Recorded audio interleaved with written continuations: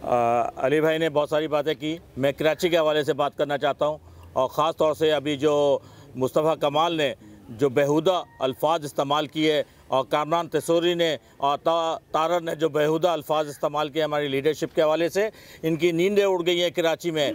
जिस वक़्त से हमने 26 लियाकताबाद 10 नंबर पर जो हमने प्रोटेस्ट किया है महंगाई के हवाले से, उसके बाद इनकी नींदें उड़ चुकी हैं। हम नहीं जानते, कराची के तमाम अवाम जानती है कि इन्होंने कराची के साथ क्या किया। कराची में बोरी बंद लाशें मिलती थी, कराची में रोज़ स्ट्राइक होती थी, बमुश्किल जाके कराची पुरअमन हुआ है। और अब फिर जिस तरह अली जैदी ने कहा कि एक वार्ड नहीं जीत सकते थे, एक वार्ड ना जीतने वाला आदमी इतनी बड़ी बड़ी बातें कर रहा है, तो मैं इनकी पुरजोर अल्फाज में मजम्मत करता हूँ। अभी तो हमने लियाकताबाद नंबर 10 पे किया और इंशाअल्लाह 11 मार्च को बाबर मार्केट लांडी में हमारी ख़वातीन जो है महंगाई के ख़िलाफ़ मुजाहरा करने जा रही हैं। इनकी मज़ीद नींदें उड़ाना है हमने। ये सौदागर हैं इस शहर के, इन्होंने हमेशा सौदा किया है, जब मौका मिला इन्होंने सौदा किया। कराची शहर आज से 30 साल पहले क्या था और आज 30 साल के बाद जो है वो बदल चुका है। कराची शहर में कोई चीज़ ऐसी साबित सलामत नहीं है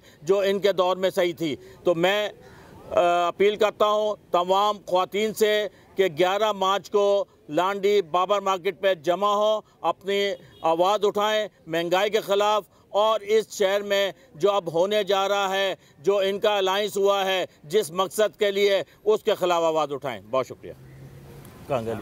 शाह भाई आप भी वकील साहब के भी होने चाहिए।